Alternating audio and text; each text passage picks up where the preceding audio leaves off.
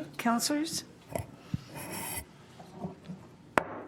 To bring this meeting, June 20th meeting of the Corporation of the Town of Lincoln to order. And councillors, ladies and gentlemen, we will rise for O Canada. It is not necessary to sing. There is a choir doing their very best. The flag is to my right if you would address the flag.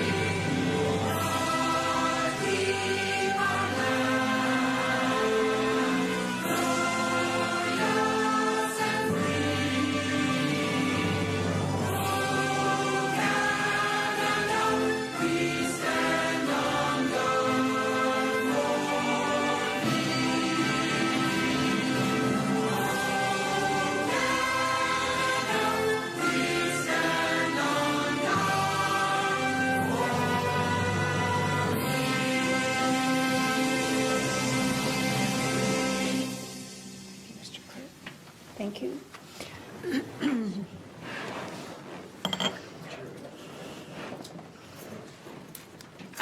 Ladies and gentlemen, the councillors in attendance and staff in attendance this evening, starting on my right, Councillor Tony Brunet, Councillor Lynn Timmers, Councillor Dave Thompson.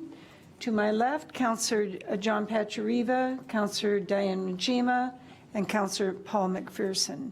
On my right is William Colassa, the clerk, and on my left, Michael Kirkopoulos, our CAO.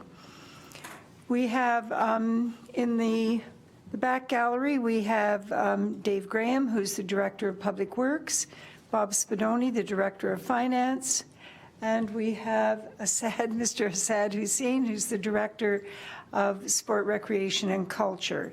And in the gallery, to the right, we have Angela, who is our financial officer, and we have Helen Booth, who is the curator of the museum. So, Councillor McMillan and Councillor Foster have sent their regrets. Councillors, are there any declarations of interest? There being none, the confirmation of the agenda. Is there any reordering of the agenda that anyone wishes to bring forward? And we look at the minutes of Council's regular meeting of June the 6th, 2016. And I have a motion moved by Councillor Pachariva, seconded by Councillor Njima, that the minutes of the June 6th, 2016 regular meeting of Council, including the confidential addendum thereto, be adopted as circulated. Your pleasure on the motion. The motion is carried.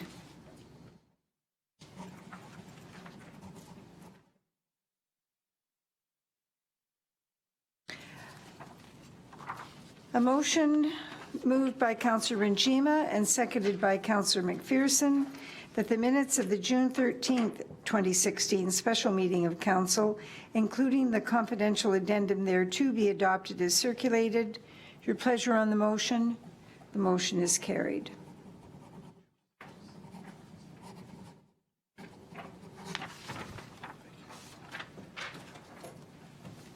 Councillor, is there any business arising from the minutes of June 6th? There being none, is there any business arising from the special meeting of June 13th? Thank you. Next on the agenda is the Mayor's report. Welcome, everyone who is watching the proceedings of this council meeting through the Cogeco feed. And for those of you who are in the gallery, since the last council meeting on June 6th, the councillors and I have had a number of opportunities to attend local social events, and on each and every occasion, we find ourselves engaged in conversations about the development of Lincoln and what is important to the everyday work of farmers, retail businesses, and in our industrial sector, as well as to you and your families who live and work in the urbanized and rural parts of Lincoln. In the conversations that I've been having with the CAO, I shared the importance that you are expressing for more information about development news, plans for the future, and a general willingness to get involved in those decisions which add up to public involvement in establishing a vision for Lincoln. Now, many of you say, I moved to Lincoln because of its small town feel. I don't want it to become a city. And Council understands what you mean. We want you to understand the impact that additional development will have on the quality of life, the movement of people throughout the community, the potential changes in choices that additional retail stores can offer. We know the importance of balancing a strong economy with a strong, vibrant, people-oriented town. Increased traffic into Lincoln provides a motivation for new and expanding business, an environment where work is close to home, the support of good schools and places of worship, and the level of sports, recreation, and cultural amenities that a population of 24,000 people expect. It also means that traffic movement needs to be assessed and sometimes adjusted. We live in a part of the province that is totally unique in terms of what can be produced here in fruit and vegetables. We have major natural features that we can access every day. It is a healthy environment for everyone and a physical environment offering many choices not experienced by others in Ontario. You have no doubt heard about the new housing developments, including Prudhome's and also in Vineland and Beamsville, that will be undertaken in the next few years. Very soon, the planners and architects will begin the process of public consultation. I am impressed with the results they have achieved in other Ontario communities and across the country, including the United States. We have a uniqueness that brings urban and rural components together to make our special kind of town, components they need to well understand. You will have a number of chances to participate and share your views. We hope you will invest a little time. Change can bring many dimensions to a community. Let's make sure that our one chance to set the vision will lead to a successful plan for the future development of Lincoln as a whole. Today is the first day of summer, and I spent a little time before this meeting at Hidden Bench Winery, where they've got a great festival going on up there, and as time goes on, they will be drumming down the sun. It is a beautiful day and perfect temperatures with a little breeze, so we hope you will get out, maybe walk the streets, sit out on your lawn or patio until dusk. The sunset should be spectacular, and there is a brilliant full moon forecast. Later this week is the end of the school year, and we wish that all children to be safe and enjoy all of the play activities being offered by the town and the Lincoln libraries. And we congratulate all graduates as they go forward to the next stage of their lives. We've already heard about how successful the park programs have been in the town of Lincoln by children and their parents. Guided play with all of the equipment close at hand is always a bonus when you go out to the park. And take a look at the town website for more information about those activities, www.lincoln.ca. We remain optimistic that Go Rail for Niagara will happen. The minister has been traveling throughout the GTA making similar announcements which are intended to decrease road congestion throughout, and we believe we are due for our own announcement. I am hearing positive comments, and this is a good news story for Niagara and for all of Niagara's communities, including Lincoln, which is one of the 4 sites being considered. As you move around the town, you will notice there are new signs in all of the parks. Many of the old signs were sagging, required repainting, and had taken on a general shabby appearance. The new metal signs have been installed by town staff and the adjacent gardens cleaned up or replanted. It is important that we maintain a good, clean impression, and you have reinforced the importance of a higher standard for a tidier town. We know there are additional examples that need our attention, including the overall public impression of signs that are all over the town, and we will be attacking them one by one. If anyone is concerned about why staff installed a park sign and did not remove the old sign at the same time, it was directly related to special equipment that we had to rent. The process that was followed took into account the most efficient use of money available. Your comments were warranted, but I have to tell you, no other job environment guarantees a cast of supervisors like a government job. We're looking ahead to the near future to sharing news about more business growth and new businesses to Lincoln. All of council, the CAO, and town staff are taking advantage of every opportunity to encourage and facilitate general inquiries about available land and development opportunities. There is a lot of competition for the few businesses coming to Niagara, and we are working hard to ensure that Lincoln is putting its best foot forward. I hope you have been getting your share of one of the best strawberry crops in years. Such sweet ruby fruit in so many ways to enjoy them fresh and frozen. Before we know it, those cherries will be on the fruit stands too. And in the meantime, the varieties of hothouse tomatoes and peppers have outstanding flavor, and they're available right here in Lincoln. Flowers and shrubs are cascading out of the greenhouses, all available in Lincoln. And don't forget to search out a source for the new Canada tulip, which is white with a flash of red. You'll want to participate in the Canada 150 celebrations with plenty of red and white for all seasons in 2017. And if anyone is interested in participating in the Sesquicentennial Planning Committee, call 905-563-8205 for more information. Ladies and gentlemen, we are privileged to be working on your behalf. We encourage all of you to appreciate that we live in Lincoln where everyone strives to be a good neighbor and children are encouraged to achieve their very best. Thank you. There is no regional councilors report this evening.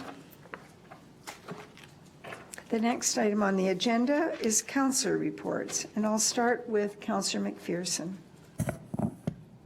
Thank you, Mary Easton. There's two things that I have to report on for councilor reports, and one is that myself and Councilor Thompson were able to attend with CEO Mike Kirkopoulos and yourself to the Victoria Shores committee meeting. They invited us over to sit with them and discuss the Prudence property, and we're very pleased to be able to do that. They very much want to be involved in that project, and God gave us the chance to meet them and to sort of break the ice on that. So that was a good meeting. Secondly, Councilor Thompson and myself hosted a Ward 3 meeting on Tuesday, June 14th at the Jordan Fire Hall. It was very well done. The staff did a very nice job putting the storyboards together for all that was happening in Ward 3, and thanks to the team for putting that together. We looked very professional. And for those that attended, I think we had some very good feedback on some of the projects that are going on, particularly the Jordan Improvement Plan, as well as road rehabilitation. So all in all, it was a good effort. We did run into not as many people as we had hoped, and the next one we hope that we'll get more of our residents coming out to talk to us. Thank you. Thank you very much. Councillor Njima. Thank you, Madam Mayor. I have an announcement from the Chamber of Commerce. As I announced before, our longtime director, Kathy McNiven, is retiring, and tomorrow night is her retirement dinner. We're all very sad to see her go, but there has been a new person hired, and her name is Lisa Parry. She's a former Chamber board member and also the executive director of Big Brothers Big Sisters. So we're very excited to have Lisa on board. And staying on to do more great work is Denise Potter as our membership sales coordinator and office administrator. So good news. Sad to see Kathy go, but we're happy about the person that's going to be stepping in her place. Very good, and her celebration will be tomorrow, and we look forward to that. Thank you, Councillor. Councillor Pachariva. I've been working on something with Councillor Brunet, but I will let him announce that. How very benevolent. Councillor Brunet.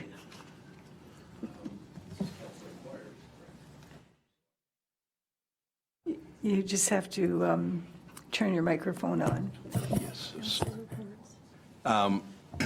First of all, Councillor Pachariva and I traveled to the aggregate breakfast on Wednesday, June 8th, up at Lookout Point.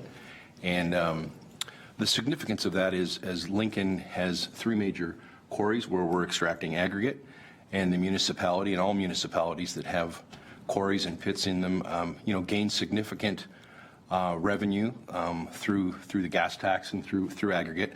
So it's an important relationship, and certainly in attending that meeting, in talking to people like the Nelson Aggregate people and the Walker Brother people, the significant thing is our quarries have significant life left in them, which is quite contrary to many aggregate pits throughout Ontario that are coming to fruition and are extracting their material, and their lifespan is coming to an end. Ours have decades and decades of extraction still there, so it's very important that we keep that relationship. And as the mayor knows, she just recently met with a gentleman from Walker, and certainly truck traffic continues to be an issue. And these people want to be good corporate citizens, and they do want to get to the table, and they want to talk about truck traffic and how they can work with the municipality for many decades going forward. So it was an exciting. It wasn't a very well attended meeting in terms of municipal mayors and councillors. There was Councillor Pachariva and I, Mayor April from Waynfleet, and Mike Pachenko from Welland. So they were a little disappointed at the attendance, but I think they're going to reach out to each municipal council and try to come to the councils in the near future. Very good. Thank you. Thank you very much, Councillor. And I was pleased that the manager came out and proactively requested to meet with me, and we had a good discussion, and it certainly raised the issue of the trucks up to another level. He had a few suggestions. It fit in very well with the discussion that I had, and then later council had with Staff Sergeant from 8th District. Very good. Thank you very much. And I sit on a provincial committee that looks at aggregate, the fees that we get from aggregate, some of the community challenges that are taking place across the province. So I certainly think that they're important. It was unfortunate I couldn't attend, but I'm really pleased that both you and Councillor Pachariva were able to attend, so thank you for that. Councillor Timmers. Thank you, Mayor Easton. I don't really have too much to report other than I'll be attending the active transportation happening tomorrow evening at 6 o'clock at the Fleming Center. Other than that, I don't have anything else to report. Very good. Thank you. Councillor Thompson. Thank you, Madam Mayor. I have a few things, 2 of which Councillor McPherson alluded to, certainly. The first item that I took on was going to a board meeting on last Monday for Niagara Peninsula Energy, their governance committee, where significant conversation occurred regarding the province's proposed cap and trade program. So I'm sure we're going to be hearing more about this as it relates to cogeneration, specifically within our municipality. There are a few that are heading in that direction. I also was lucky enough to attend the Victoria Shores board meeting. I was really pleased to see everybody with open arms and open ears, and certainly we had a very good conversation down there, and I think we've got started on the right foot with having some significant input from that particular group of citizens. Councilor McPherson also alluded to the fact that we had a ward meeting. I just want to really thank staff for putting together all of the resources that we had to give out to the public. Certainly the stars of the show were the pamphlet on the roads and the pamphlet on the water that Director Graham and his staff put together. So, and certainly the storyboards put together by Nick Cool in the planning department. Just fantastic stuff, and people were actually kind of shocked to see such organization and real professionalism in how we were putting forward the information, and they're pleased to have the information. So very good, and we'll look forward to having them put together some more for a future meeting for sure. I also took a little trip this week down to a neighboring municipality for a farmer's market, to check out a farmer's market. And when I arrived to check out what I was going to assume was a fairly small farmer's market, there were 30 vendors in the farmer's market. There was a supper market, which hosted about 10 different restaurants offering foods from all over the place, and also a beer garden involved in the same process with the supper area, and a free concert. And there had to have been 2,000 to 2,500 people there.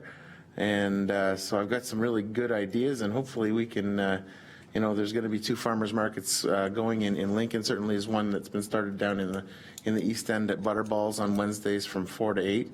And there's going to be the one in the East End, the West End here from with the BIA up at the old library site there. So certainly I'd love to see some really creative stuff happen, and it's just amazing. I was like blown away. I was just so excited. I was snapping pictures and sending them to the CAO, and I won't mention which municipality it was, but certainly, wow, they got it going. So that was pretty much what I was up to.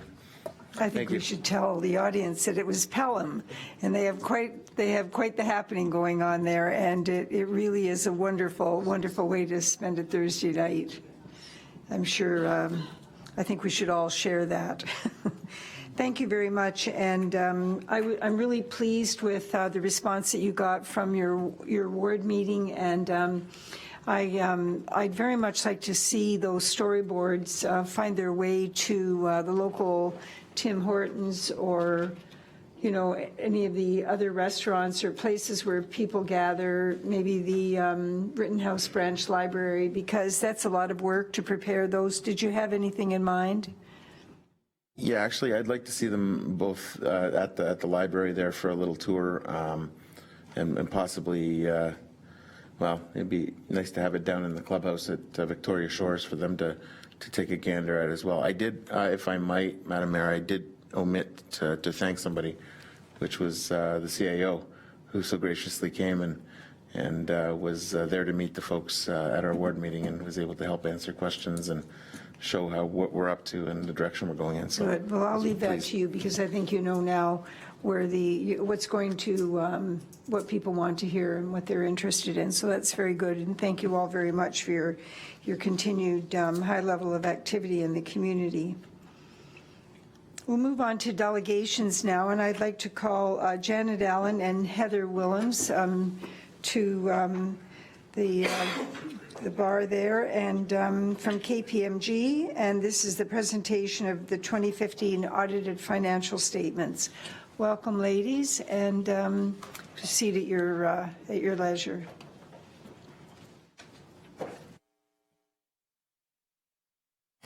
Thank you. It's working. Okay. Mayor Easton, councillors, we're here tonight to take you very quickly through the financial statements and then open it to questions. Heather Williams is the senior manager on the engagement, and she's going to answer all the questions that I don't know how to answer, so don't ask any tough ones. But I will take you through the financial statements. Can you pull your microphone just closer? Yes. Okay, not a problem. Okay, so I'll take you through, and I'll use your page references when I'm referring to specific pages. So page 11 of your reference is management's responsibility for the consolidated financial statements. This is a standard document. It's in every year where management signs off with respect to their involvement in the statements. Pages 12 and 13 are the auditor's report. This is draft and will remain draft until you approve the financial statements. We anticipate the statements will be issued subject to your approval in the same form that you see here, but of course the auditor's report will be signed. It is an unqualified auditor's report, which is good. In layman's terms, is clean. The next page, page 14, is the statement of financial position. This is basically the balance sheet, assets and liabilities. And when you look at this, numbers are very comparable from last year to this year, which is a positive. The one thing I will bring to your attention, though, is when you look at cash, do not look at cash in isolation. You have to look at cash and long-term investments together as a group. So cash and long-term investments went from $22 million last year to $24 million this year. Looking at them together makes much more sense than looking at any one individually. Okay.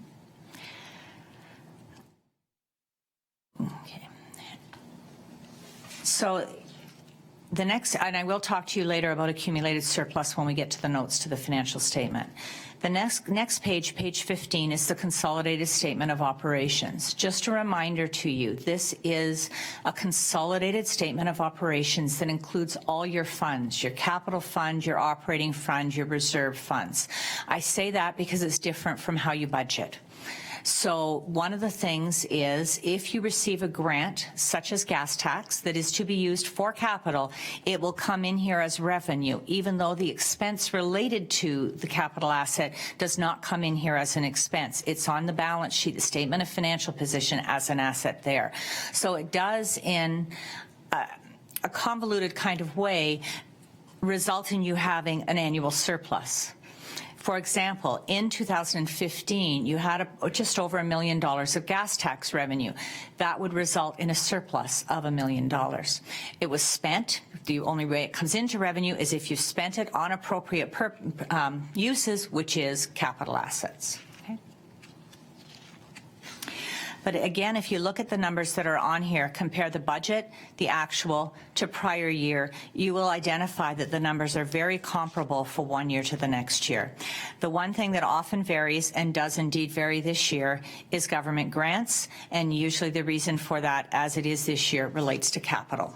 The federal grants is in income this year is the gas tax, and when we get to note 16, you will see that breakdown.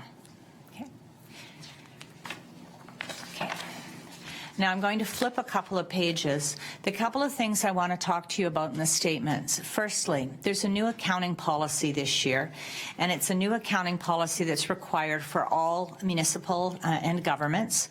That policy relates to contaminated sites. It is actually disclosed on page 20, note 1. I think that's a J. Yeah, I can't read. It's a J, just indicating that in your case, it didn't have an impact on your financial statements. And the reason it didn't have an impact on your financial statements is that you've been doing this, setting up this liability for a number of years. You weren't required to until this year, but you did record it previously. It's also disclosed in note 6, where it talks about liability for site remediation, which is indeed contaminated sites. The other thing I need to bring to your attention is note 4. Note 4 is the investment in PennWest, Peninsula West Power. That has changed. I know it was identified earlier that the accounting policies for hydros changed this year, and they were required to adopt International Financial Reporting Standards, IFRS. That adoption had a very minimal impact on you, but it is disclosed in this note and did change the previous numbers carried forward by about $3,000. So $5,000 in one place, $3,000 in another. Not significant, but just to bring it to your attention. And that was required by the accounting standards. Note 5, we often talk about, it relates to employee future benefits. It includes vacation pay plus any post-employment benefits, which might include benefits when people retire. Okay. Note 6, I mentioned already. Note 7 is deferred revenue. Your deferred revenue you might think of as reserves. Sometimes council considers it to be a reserve. It relates to revenues that have been received predominantly for capital purposes, such as development charges, gas tax, things that have not yet been spent. When they are spent on the appropriate, for the appropriate use, they come into revenue, as I mentioned earlier. Note 8 is long-term liabilities and just discloses the long-term liabilities that you have and the repayment terms related to it. Note 9 is your tangible capital assets notes and provides details on what it's made up of. Note 10. Note 10 breaks down your accumulated surplus. So I want to talk about this a little bit because $156 million is a lot of money to have an accumulated surplus. But remember that of that $156 million, $125 million is tangible capital assets. That's assets that you have already purchased, and it resulted in you having a surplus because you've paid for them, okay? The other thing that's a sizable number that's in there is your investment in Peninsula West that I talked about already. That's $17 million. So we're now at $140 million really of your surplus related to those two amounts. The rest of what's in surplus is reserves and reserve funds that have been set aside by council for specific purposes. Okay. And they are all detailed in the note. Okay. Note 11 is pledges, and they relate to the Fleming Center, and they are not recorded in revenue until they're received just because of the nature of pledges, and that's common with all organizations that receive pledges. I'm now on page 31. Note 16 relates to government transfers and does mention what I talked to you about earlier, and you can see in this note the difference between budget and actual, and it does indeed relate to capital. Okay. Then continuing on in the notes, we have segmented information and trust funds, and I don't propose to talk about those in any detail. Okay. Following that, there are a number of pages that relate to our audit findings with respect to the audit. It's a very pretty publication, has a lot of information in it, but there's some really important things you should be aware of in it. The first thing is we received excellent cooperation from management and your staff. The second thing is we are independent from the town and have no bias with respect to these results. The third thing is there were no changes in our audit approach that should be brought to your attention, and you did indeed adopt the new standards with respect to contaminated sites, even though it didn't have an impact on you. As I mentioned earlier, our plan is to finalize the statements, and they will look as you see, subject to your approval, of course. We didn't identify any significant control deficiencies, no fraud, and no illegal acts, and we do talk to senior members of the town if they're aware of any, so that we are aware of them and can investigate accordingly. Then the only other thing is there was one adjustment that we identified that was made and one adjustment that we identified that was not made. The made adjustment had no impact on operations. It was related to tangible capital assets and a payable. That was just timing. It would have been recorded once the payment was made. And the not recorded adjustment has to do with potentially some adjustments by the board that takes a look, the OMB that takes a look at your assessment. Thank you, Heather. Assessments, and will reassess taxpayers accordingly. So that's it. So if there's any questions, I'm more than willing to answer them. Councillors, any questions?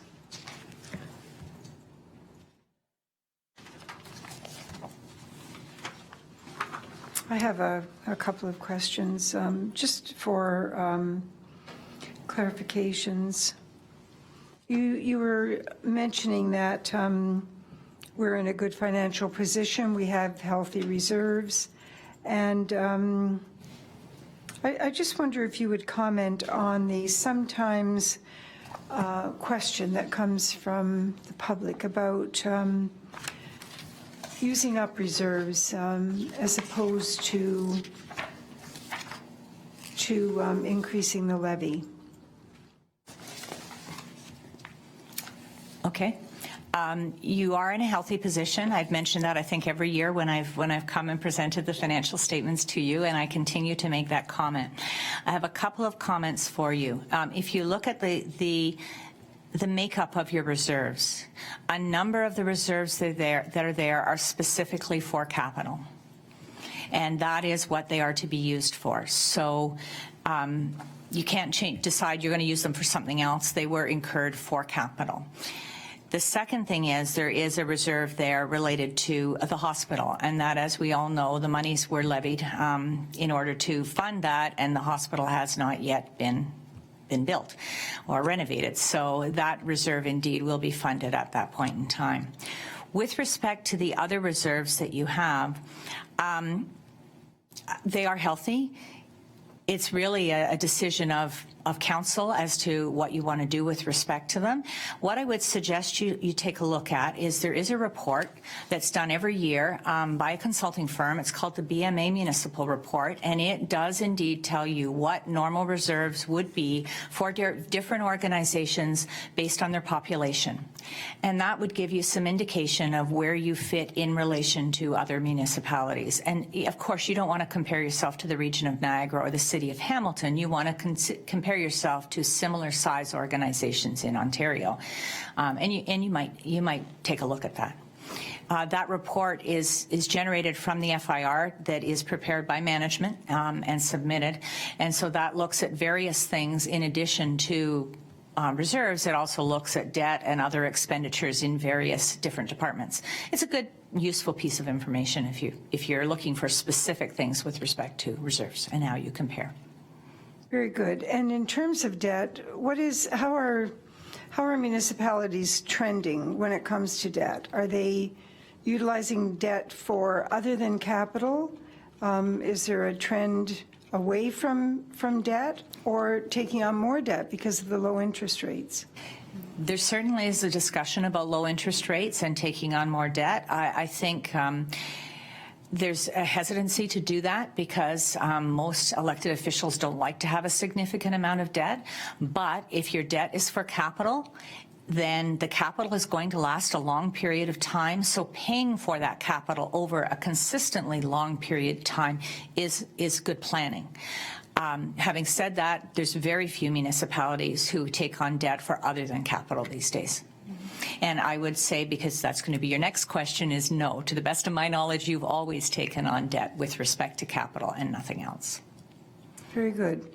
Now, I'm going to ask councillors again if you might have thought of something in the meantime. Any questions at all? Okay, well, thank you very much once again for coming and doing your due diligence, and it's always very helpful for council to hear the details. Thank you very much. I have a motion moved by Councillor Thompson and seconded by Councillor Timmers that the presentation by KPMG regarding the Town of Lincoln 2015 audit report be received, and that the consolidated audited financial statement for the fiscal year ending December 31, 2015 be received and approved. Your pleasure on the motion. The motion is carried. Thank you.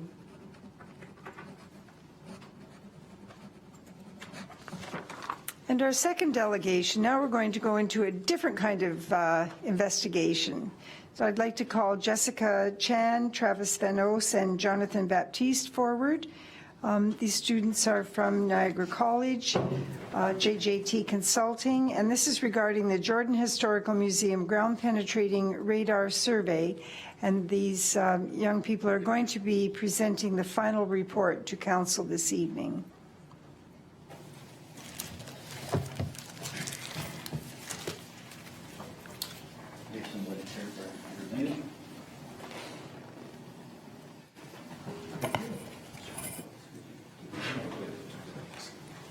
Thank you very much.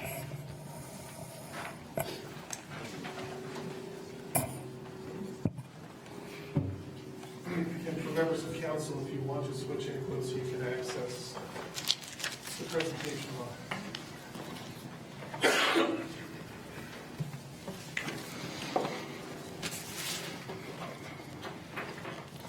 Just pull those microphones up close. Sure. Thank you. Ready? Mayor Easton, members of council, members of staff, members of the public, pleasant good evening to you all. I am Jonathan Baptiste of JJT Consulting, and these are the members of the team: Jessica Chan, Travis Vanos. Our project advisor is Mr. Ian Smith, who was not able to attend this meeting this evening. We are here to present to you the findings of our interment exploration survey for the grounds of the Jordan Historical Museum. But before I continue, I would just like to define what an interment is. An interment is a burial of a corpse in a grave or a tomb, typically with funeral rites. Onto the project background. The Jordan Historical Museum, located in the town of Lincoln, it plays a significant part in preserving the heritage of the town. The museum is home to several structures that tell the tale of the Pennsylvania Mennonites and their lifestyle, which includes the Fry House, built by Jacob Fry and his family, and the Old Schoolhouse, built in 1895, which was rehabilitated and is currently being used as part of the museum stores, allowing visitors to experience what it was like to be in school in that era. The museum currently has plans on redeveloping the museum site with the introduction of the Lincoln Heritage Gateway, as you see here on your monitors. However, there has always been some level of uncertainty regarding the extent of burials, as there are no known burial records from a Mennonite church which once existed on the site.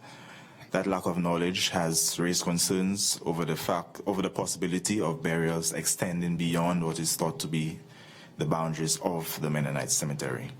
The goal of our project, therefore, was to conduct an ground penetrating radar and electrical resistance survey of the grounds of the Jordan Historical Museum and ultimately map points of interest using GIS technology. You may ask, what is a GIS? A Geographic Information System is an information system which is designed to work with data referenced using geographic coordinates. As you can see on your screens, on the left-hand side, this is our study area.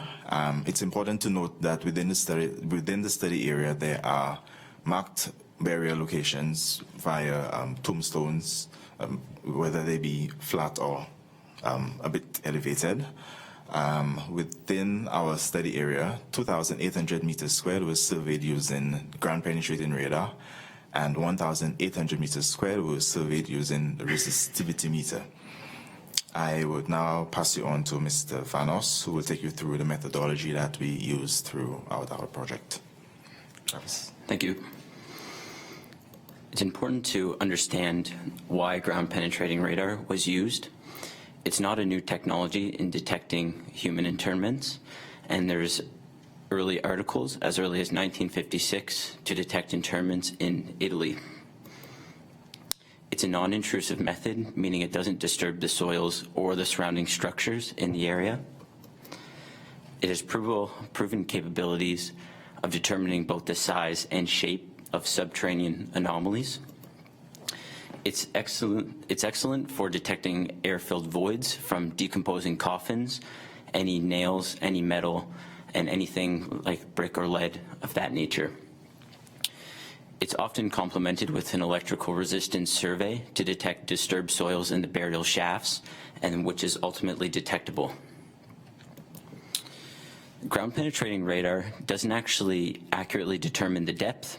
Rather, it determines the time in nanoseconds that the radar wave takes to reflect off a subterranean object back to the receiver.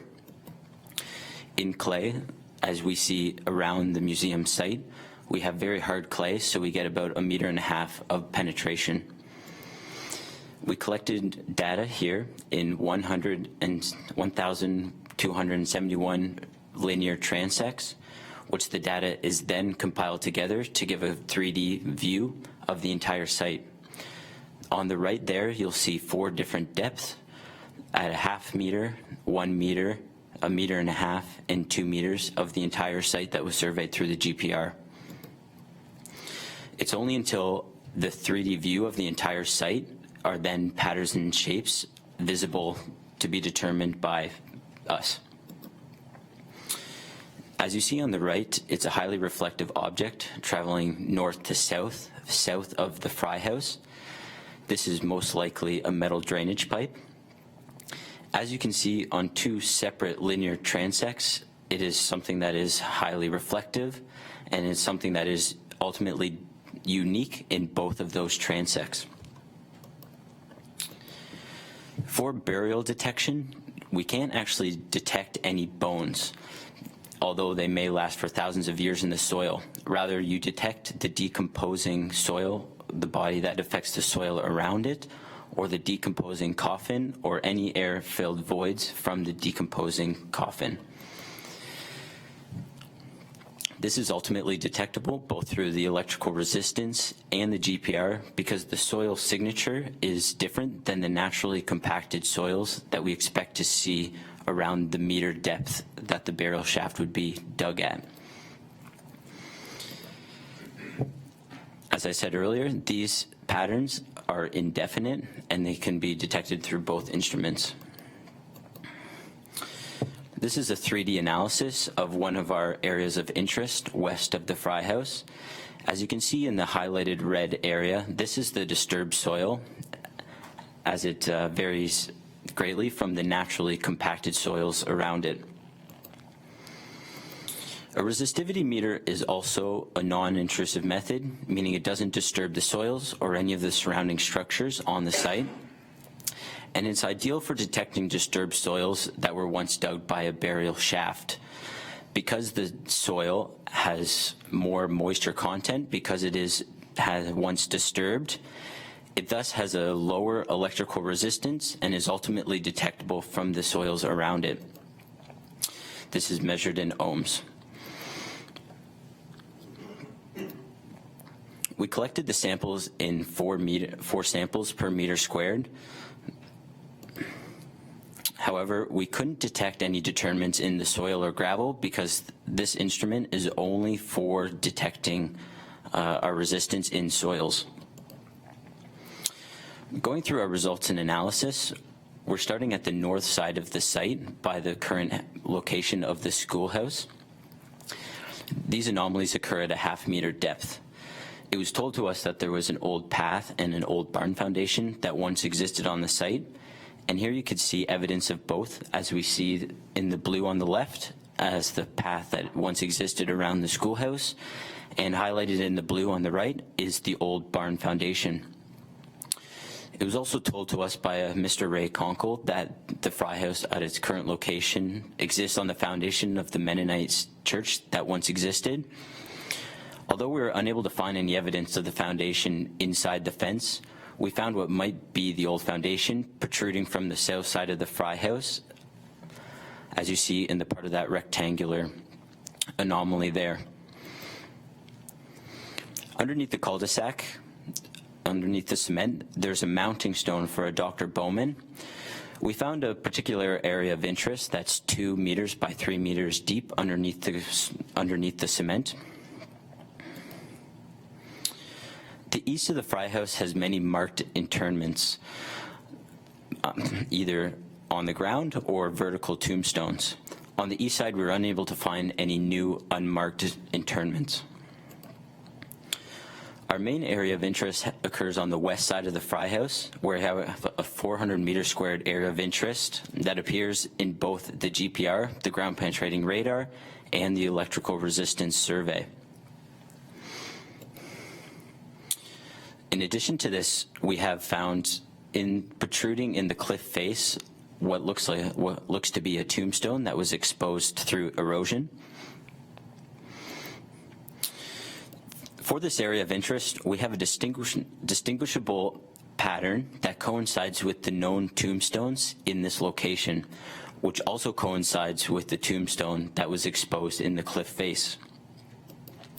The subterranean anomalies that we found are positioned east to west, which is what we would expect to find with Christian burials of this era. The anomalies that have been detected through both instruments are approximately 1 by 2 meters in size.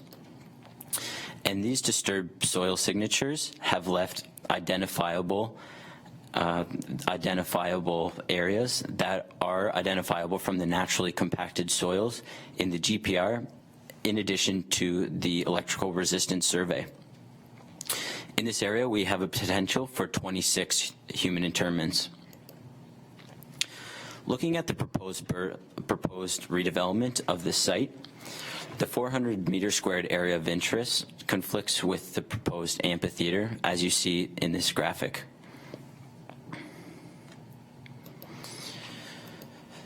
Moving forward, we recommend performing an archaeological assessment with the Ministry of Tourism, Culture and Sport,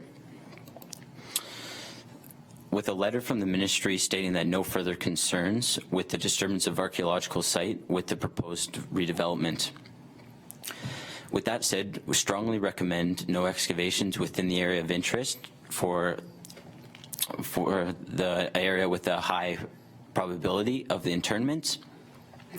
And if further studies were to be conducted in the soil, we highly recommend using both a resistivity meter and GPR to find any additional burials. I'll now pass you on to Jessica Chan, who will go through our budget throughout the whole project. Thank you, Travis. As you can see here, this is our schedule with our original target end date and our revised end dates with our submission of our report to Helen, and also our presentation at the school and also here at the town of Lincoln. We are now 100% complete this project. Here you can see our project phases with the completion date and also the approval dates.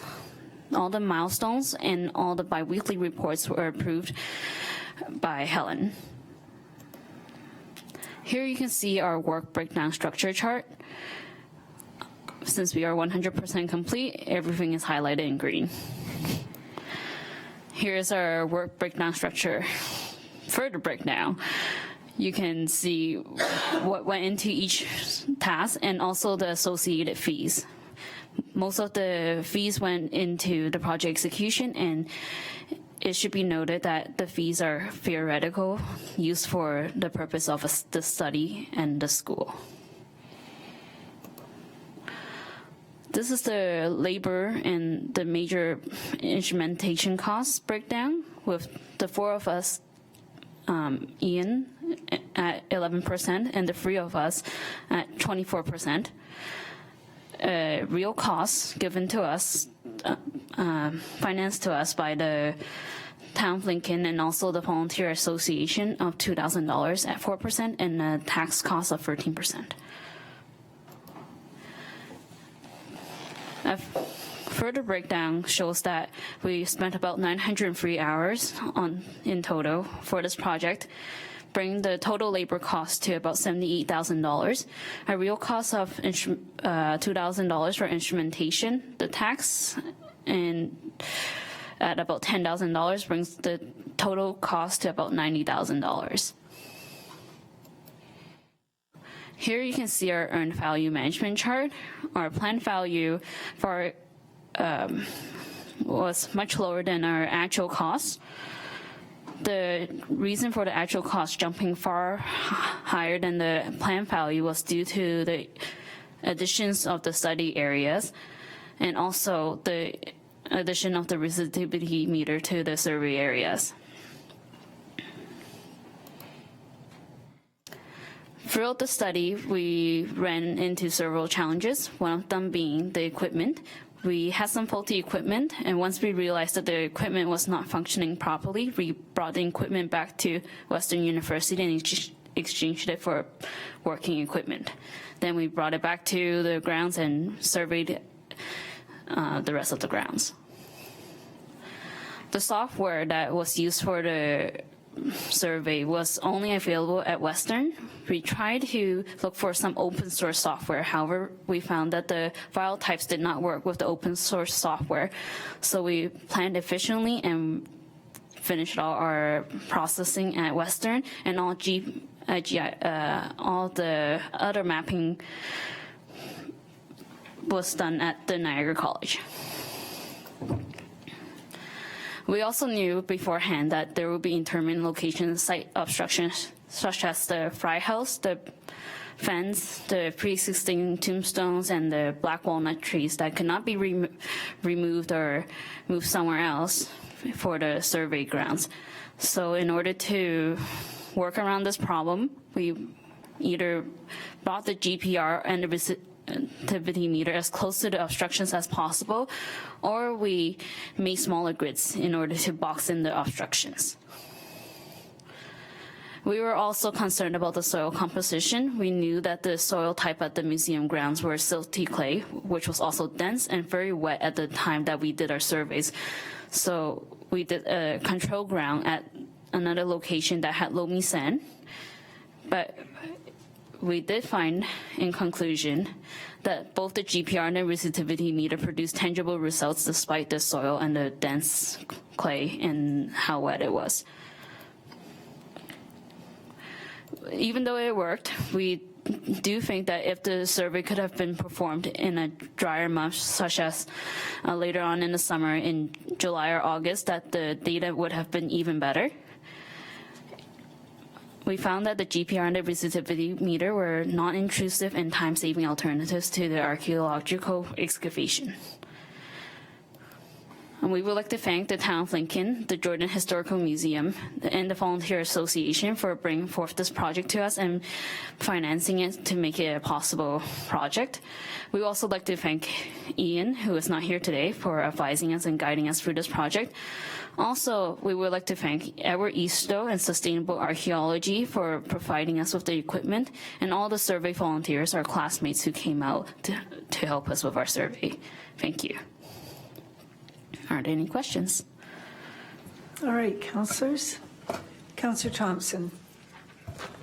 Thank you very much, Madam Mayor. I just wanted to thank you, you folks, for undertaking this, and just completely boggles my mind the cost that we would have incurred in order to do this if it wasn't part of your educational voyage, so to speak. So I really, really appreciate it. It's unbelievable what you've discovered there, from a standpoint of how clear it is and what is showing up on that. So thank you very much. Appreciate it. Thank you. Councillor Njima. Yeah, that was fascinating. I really didn't have a clear understanding what was going on until now, and thank you for explaining it. So you may or may not know this, but the 26 graves to the west of the Fry House, are there records showing who that may be, and how aware were you of their possible existence before you went there to do this project? We weren't sure of any possible interments there. As noted before, there were no records of those areas except for the tombstones. So finding the results with both the GPR and the resistivity meter were a huge surprise to us, and we were very excited to find those results. So no, we don't know who's buried there. There is, however, a tombstone that has about 5 or 6 names on it. It could be an indication, but like Jessica said, we have no idea. How do you know it has names? Is that one of the ones that was sticking out? It's a newer tombstone, and I can't recall how many names are actually on that tombstone, but it is more than one. Very interesting. Thank you. Councillor Timmers. Thank you, Mayor Easton. Nice to see you all again. I was there the day that it launched, and it's very, very exciting. I couldn't wait to see what the results were going to be of how many graves there was going to be buried, and I'm really hoping that we can find the records and find out, I don't know, through maybe the museum curator, how we can discover who these people are. I think that would be even more fascinating. And to find, you found a path or a trail as well? Yes, that's around the old schoolhouse, and we were told that it would be probably there. So the GPR confirmed that. I'm sure you must have been really excited when you were finding out the results and you were analyzing and you were finding another and another. Can you just tell me about that a little bit? It was very interesting because you do all the work for many weeks and you can't determine anything until you look at it all at one time. So if you found something, it's nervous until you can actually confirm what you found. Everything that was on the property was purely anecdotal, so there was conflicting reports of what might be there, but it's nice to see that somebody actually knew at some point that some path and a barn actually existed there, and now have evidence to confirm that. Yeah, that's great. Thank you so much. Very good.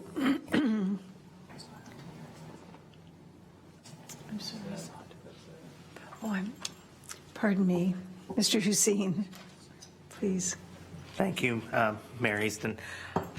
I just want to say that the level of professionalism, the level of detail, the handouts you made, the presentation, the report that was created is what we expect from the consulting industry. And I say that because a lot of times we don't get it. And you being students produced a level of quality that is a benchmark now for us when we receive information. I've never have had a consultant produce an earned value management chart for me, where it's something that I've always asked for, to see how we can track in real time how much money we're spending versus how much progress we're making. Those type of things, that's a level of sophistication that you can use in the real world when you're looking at jobs and looking at assignments. We were very lucky to have you here on this site, and your work was very well done. And I know we've kind of made you go through multiple presentations, but it's because we want to show people exactly what the work that you created. And one of the questions I have from you guys, so did you graduate? Not as yet? Graduation, I think, is scheduled in October, I think. In October? Okay. But are you guys on your way there? Because this was your thesis project, right? Yeah. So not only do we help these students with this report, but we're also helping them graduate. This was their final project. So congratulations. Thank you very much for the opportunity. Any other questions? I have a question about the technology. It was developed in London at Western University, the University of Western Ontario. Is that correct? It was provided through Western University with sustainable archaeology by one of the professors there, Mr. Edward Eastoe. It was the antenna that they used, and they were the ones that rented it to us. It was a 400 megahertz antenna, and the only one that they had at the university. And it should be noted that the equipment was not developed by them. It was developed very long ago, before the 50s, I believe. And it was only in the 50s, and I think afterwards, that they started using it for archaeological processes. I think it was originally developed by military. so the primary purpose was not for finding internments. No, it wasn't, but they did find that it was very useful for doing it and very effective in doing so, and it was a great way to save time and use it in a non-intrusive method. It's much better than spending a lot of time digging through everything. Exactly. So one of the hypotheses would be related to the decrease in the amount of time and money that would be spent on an archaeological dig. Is that correct? Yes, we definitely narrowed it down to a very specific area of interest. As you can see, not both instrumentations may not be specifically designed for this purpose, but it definitely leads to a good indication that something is of interest in that area that's worth pursuing. And I'm very interested in this stone that was on the edge of the bank. I'm sure you heard all the interesting stories. Yes, we have. It's part of the local folklore. Yes. But quite interesting to know that there has been some significant erosion there. It's quite interesting in itself. You can't see any name on the stone, although you can't fully see the reverse side of the stone.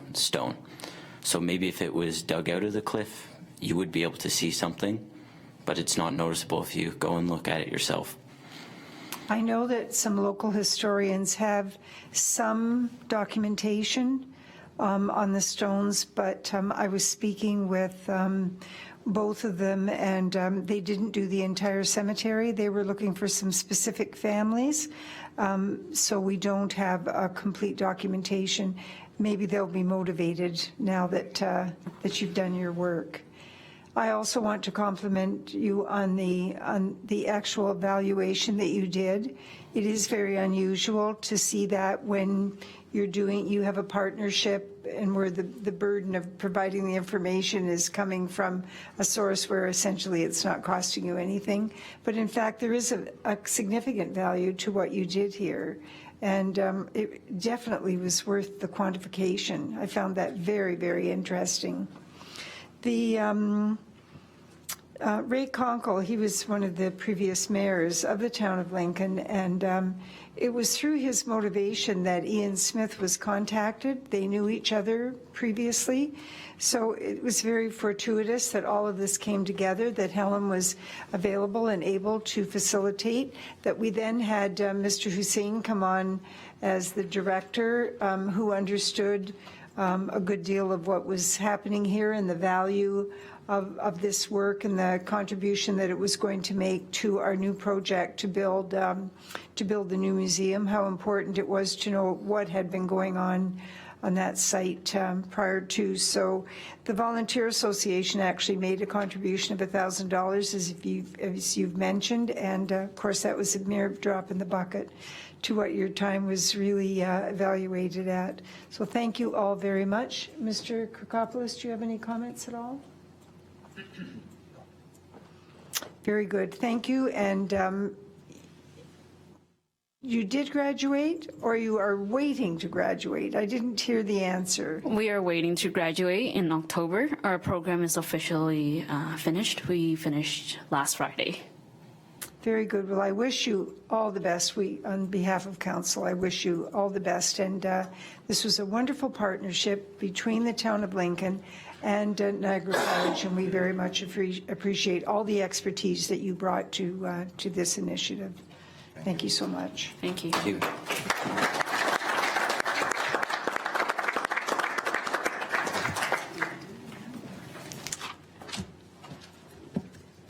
All right.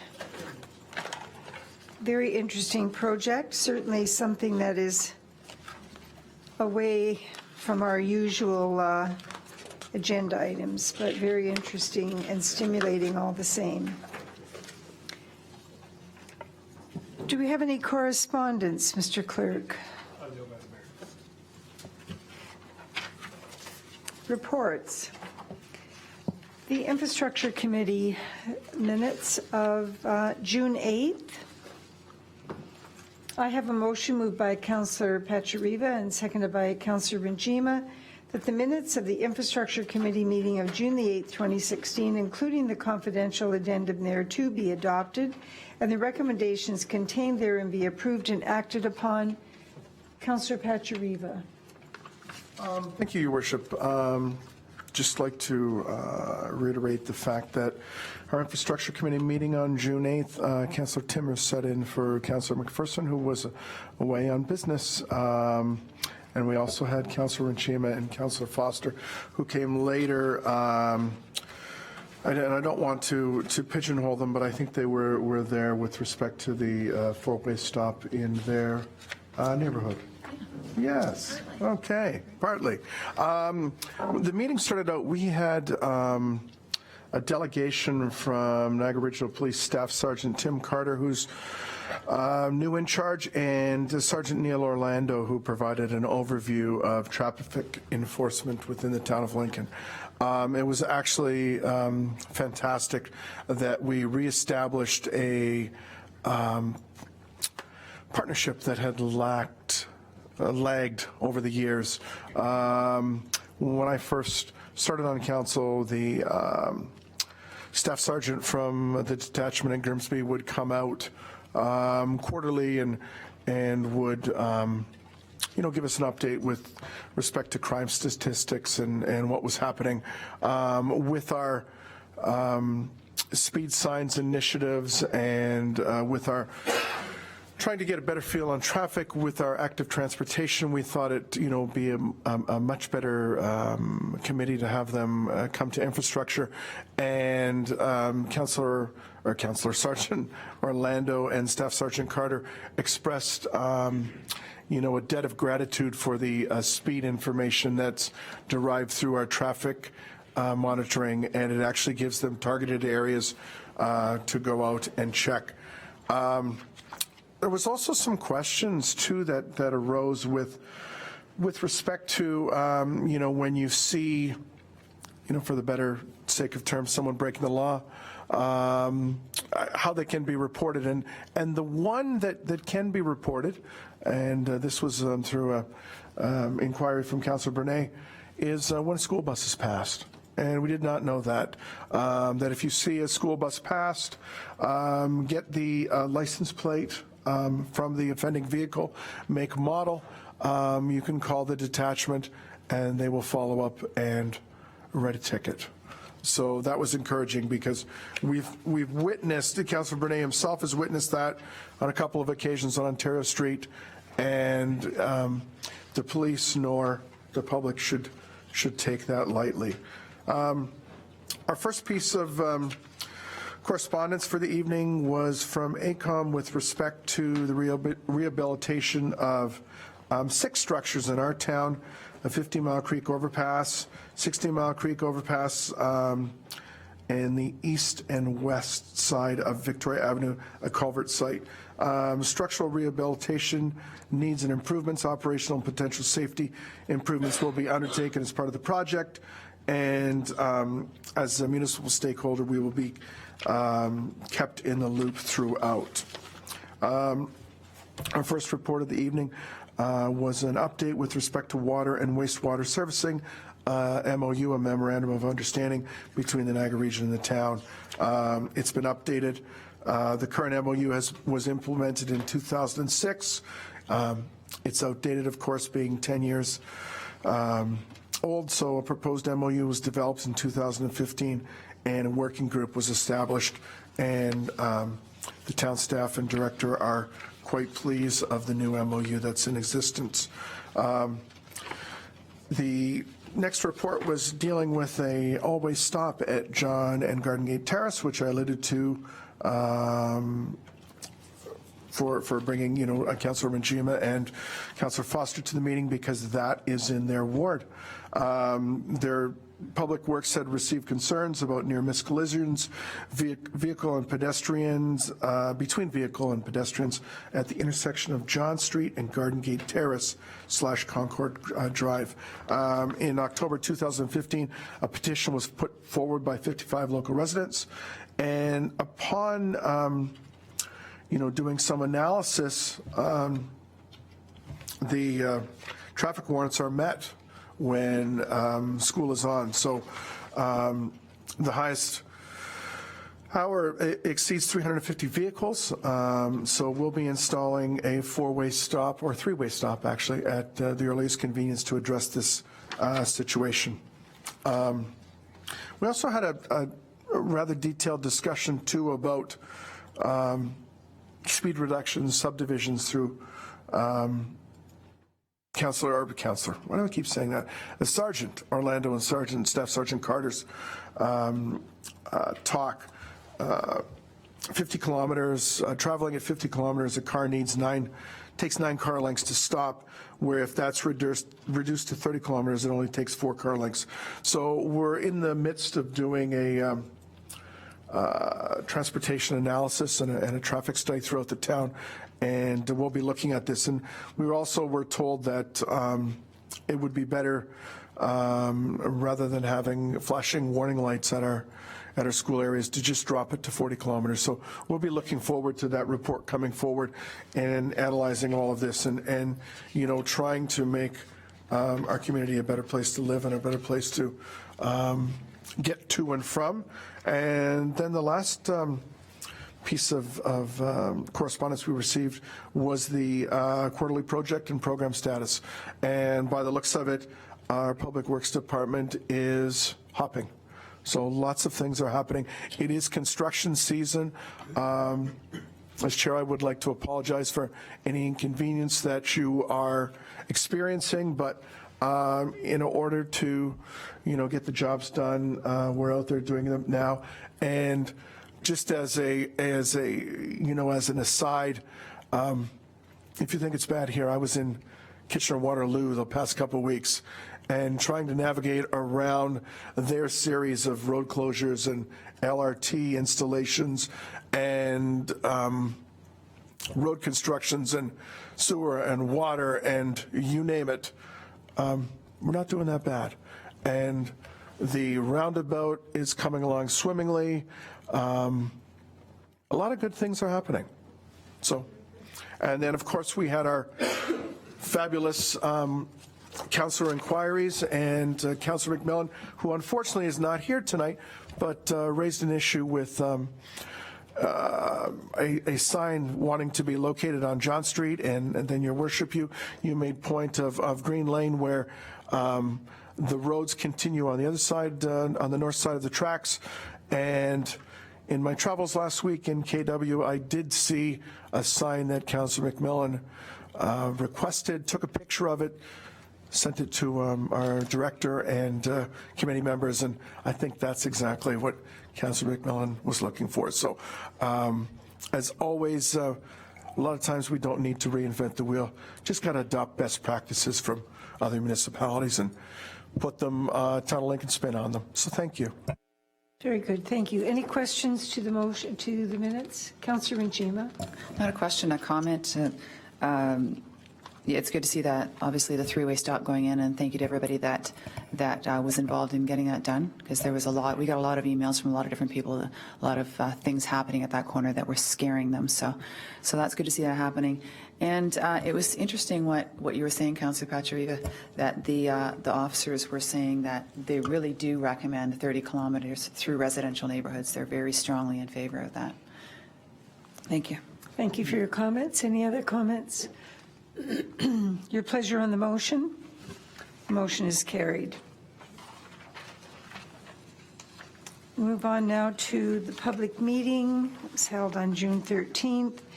I have a motion moved by Councillor McPherson, seconded by Councillor Njima, that the minutes of the public meeting of June 13th, 2016 be received. Are there any questions to the minutes? Your pleasure on the motion? The motion is carried.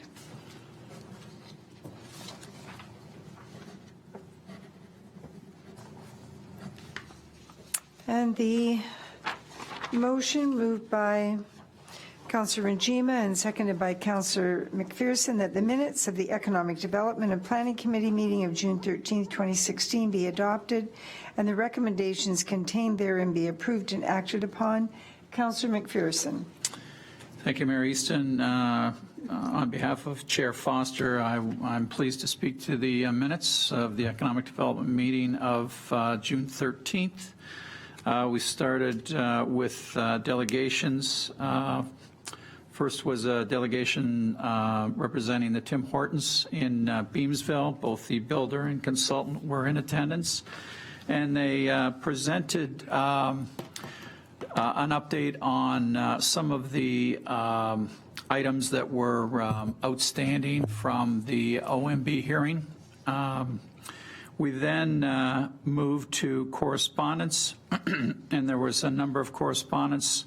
First, the decision by the OMB that was dated May 17, 2016 for that property, and the director informed the committee of the OMB decision.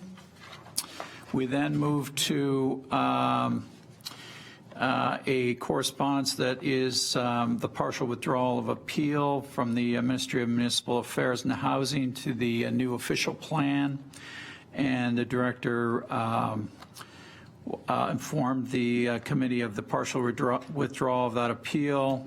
We went into a little bit of discussion around that. The director stated that the bulk of the plan is no longer under appeal, and that it's probably still some time before we get all of the official plan approved. Is probably going to be sometime in calendar 2017. We then were brought we're informed of the Niagara 2041 Notice of Public Information Session. And this is just a number of information sessions that are being held across the region. The only one that is left is June 22nd in Welland, and this is just to inform the public on Niagara 2041 and what it is all about. We then moved into a piece of correspondence on Niagara Go Hub and Transit Station Study Notice, and there is a public meeting this week, if I'm not mistaken, June 23rd at the Fleming Center, and we just had that as information as well. Then we went into reports, and there was a number of reports. First of all, the draft plan of subdivision for an application for the corner of Culp Road and 23rd Street in Vineland, a development that will see 27 townhomes, condominiums in that area. The report was carried as information. We then went into a report with regards to a zoning bylaw amendment requested by a Mr. Davison up in Camden, and he and his wife are planning to repurpose a church up there, and they are looking to also add a new garage. So some very good news with regards to repurposing a historic building. Speaking of which, the historical committee was represented that night in the public meeting and made mention of the historical elements of that church, and it appears as though Mr. Davison is very receptive and is willing to work to maintain those in his redesign in bringing it to a home from a church. Then we went on to more or less the big topic of the evening was the Tim Hortons in Beamsville, and we had two reports come. One was with regards to a site plan application, and there was a lot of discussion around particularly the fencing and the barrier between the Tim Hortons and the local residents and the plan for that. We also accepted a request for a revitalization tax grant as it applies to the Tim Hortons facility. And then finally, a report that was brought by the community improvement, a community improvement plan application by the Lincoln Community Midwives. It's a facility in the downtown core, and they are looking for a CIP for facade improvement grants, and we went into some detail of that. It looks like they're going to do a very nice job of bringing, again, an older building in the downtown core, give it some new life. So a very nice story there, and I think one that will help us in our downtown core in bringing it up a level, if you will. And that was about it for economic development. Thank you. Very good, Councillor. Any other questions? Your pleasure on the motion? The motion is carried.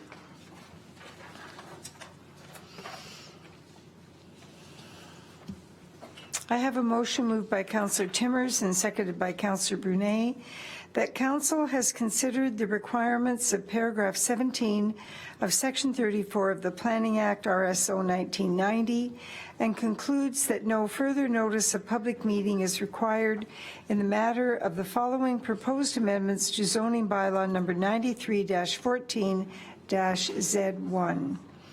Number 2016-47-Z474 to amend zoning bylaw number 93-14-Z1 as amended of the Town of Lincoln, Park Ridge Lifestyle Communities Limited. Any questions to the motion? Your pleasure on the motion? The motion is carried.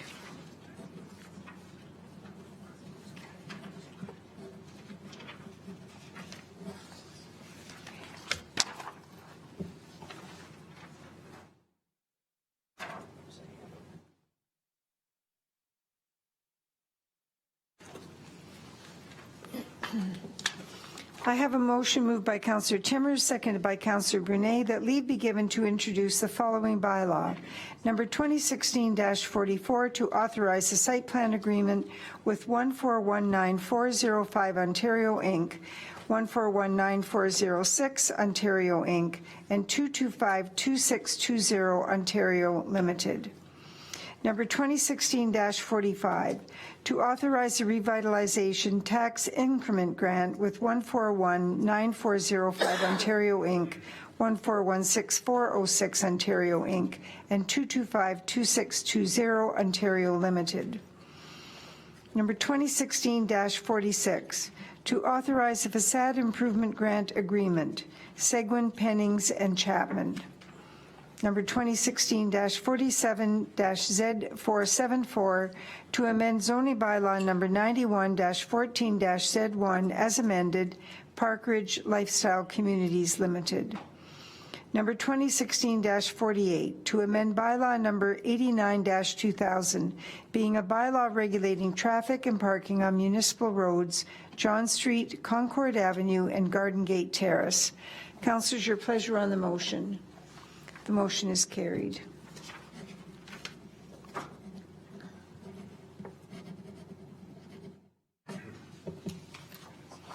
A motion moved by Councillor Pachariva, seconded by Councillor Rinchima, that bylaw number 2016-44, 45, 46, 47, Z474, 2016-48, read a first time, be now read a second and third time, and finally passed, and that the mayor and clerk sign and seal the said bylaw. Your pleasure on the motion. The motion is carried.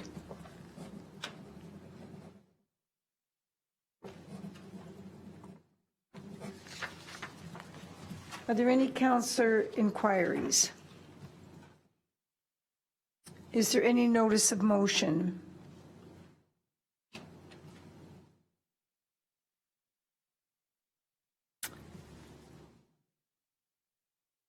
Are there any announcements? Councillor McPherson? Thank you, Mayor Easton. We did mention it earlier, but I just want to give a shout out for the BIA's Farmers Market that is starting Saturday, July the 9th. And we are planning to run in Saturdays for July and August, and the market will run from 8 a.m. to 1 p.m. And I would expect all our great councilors to be out there buying their strawberries and hopefully cherries and various other things during the market. The BIA is currently recruiting vendors. I won't say how many we have yet, but we have a market, and we expect that we're going to have a nice turnout of vendors. And it is on Beam Street, so it's one up from King Street, and we're going to run it between Mountain and Queen Street. All right, so very excited about that. We've got the BIA committee working very hard to get that up and off the ground and get us rolling with a farmers market. Thank you. Very good. Thank you very much. And we have Councillor Rinchima. Thank you, Mayor Easton, and that's very exciting about the BIA's Farmers Market. I think that's a great location. Yeah, I'm going to be there. So Kathy McNiven, as I said, is retiring. Tomorrow night is her dinner, and that's at the, where is that? In on the 20. In on the 20. And I think there's still tickets left, I think. Pardon? It's at the Beacon. You're right. You're right. Thank you. I would have ended up in the wrong place. That would have been really bad. I think there might be some tickets left if anybody wants to go. The next day is, on Thursday, is the 20 Valley Tourism Association Annual General Meeting, and I don't know if there's any tickets left for that, to tell you the truth, and that's at Peninsula Ridge Winery. And the mixed-use CIP, and I'm going to ask Director of Planning. I didn't actually write the date down. I think it's tomorrow. Is it tomorrow at 2 o'clock at the Fleming Center or the next day? The stakeholder session is tomorrow afternoon at 2 o'clock, I believe, because I don't have the notice right in front of me. And there's also going to be a presentation to the Economic Development and Planning Committee on June the 29th. Yeah, okay, thank you. Yeah, tomorrow at 2 o'clock at the Fleming Center, the CIP-PIC. Thanks. Very good. And Councillor Timmers? Thank you, Mayor Easton. I just wanted to had a couple of announcements from the Lincoln Public Library. And today began the registration for summer programs, as well as they're looking for summer volunteers at the library to help with children's programs and crafts. And they're looking for students in grades 6 to 12, and you can get a form online and fill it out and take it into the library. I think that's it. I'll leave it at that. Thank you. Very good. Councillor Brunet. Madam Mayor.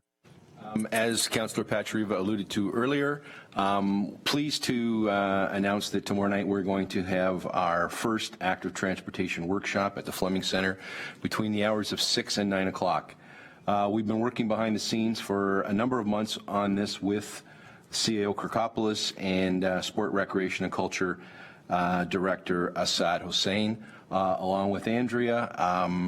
Yes, this has been a conflict with, as Councillor Rinjima alluded to a number of times, the retirement for Kathy McNiven. Unfortunately, we are working with a facilitator, Paul Young, and Jackie Gervais from the Region of Niagara Health Promoter, and they work with many municipalities across Ontario. So in order for us to try to launch this fall, it was fairly critical that we get this first workshop under our wing. So I'm quite confident through the work of Mr. Kirkopoulos and the posters that have been put out and the 300 emails that he sent that we will have a good attendance tomorrow night. It's very timely that we're launching this. I think I mentioned at an earlier meeting, we are, out of 12 municipalities in Niagara, we're one of 3 that doesn't have an active transportation committee. When you look at what's happening in the province now with the new cabinet that was just announced and all the changes that are taking place, we have a sport, recreation, and tourism minister in Burlington, Eleanor McMahon, who is an active cyclist. And she is actually looking to come along with a number of people from Ottawa to come to this area to make some announcements on some funding for Share the Road and all those things that are happening in communities. So in actual fact, they've reached out to us. We don't even have an active transportation committee at this point, but they've reached out to us and asked us to host a meeting on July 14th where someone from Ottawa is coming here and will be making some announcements about funding and potential opportunities. So, you know, this is an exciting time. This isn't just about health promotion, you know, within the community and getting people active. It's about connecting the dots. It's about economic development. It's about our sport and our tourism and our bed and breakfast and our wineries, and it just is very exciting. And I know Councillor Pachariva and I mean, you know, obviously this is going to be something that all of council is hopefully going to engage. The mayor has given us and supported us over the last 6 months when we first sat down with Pat Maloney from Grimsby. He's going to be at our meeting. He's supporting this in every way, and it's an exciting time. And I know members of the senior management team will be out tomorrow night, and I know Assad is very anxious to talk about, you know, how we connect our parks and our trails and our downtown cores. And I mean, this thing could just you know, expand, and we're very excited about this. So again, to Mayor Easton, we thank you for the support, and we look forward to seeing everyone out tomorrow night. The good news is, whoever can't make it out tomorrow night, we're having a second workshop in July. I believe the date is the 26th. More information to follow. Thank you. Well, we certainly won't underestimate the enthusiasm or the effort that's gone into this, so thank you to everyone involved. Councillor Thompson. Thanks. I was just going to, well, I don't even know how to follow that quite. It's pretty exciting stuff. Did want to mention to everybody that there is the farmers market in the East End that is ongoing at the Butterballs location down in Jordan Hollow, right across from the Jordan Hollow Park, and goes on from 4 to 8. in the afternoon. Actually, I think they're trying to get there a little bit earlier to catch some of the lunch crowd. So it's exciting to get that thing rolling, and the vendors are starting to come out. And well, yeah, and it's on Wednesdays at, sorry, did I say tomorrow? My mistake. Wednesday from 4 to 8. Thanks. Very good. And I'd like to remind everyone that the Rotary Sunset Music Series is going to be coming along starting on July 5th to August the 30th. And I mention it because we don't want to get too far behind Pelham, because we know they have a really excellent venue. But it's from 7 to 8:30 at Charles Daly Park, and there's always jazz, a little blues, some country, and at least one night with the swing band. So it's something to look forward to. I know that there's a wine tent there was last year, so we'll be looking forward to that. And just another episode in the life of Lincoln, and more events that I think are just increasing by the month, by the look of it.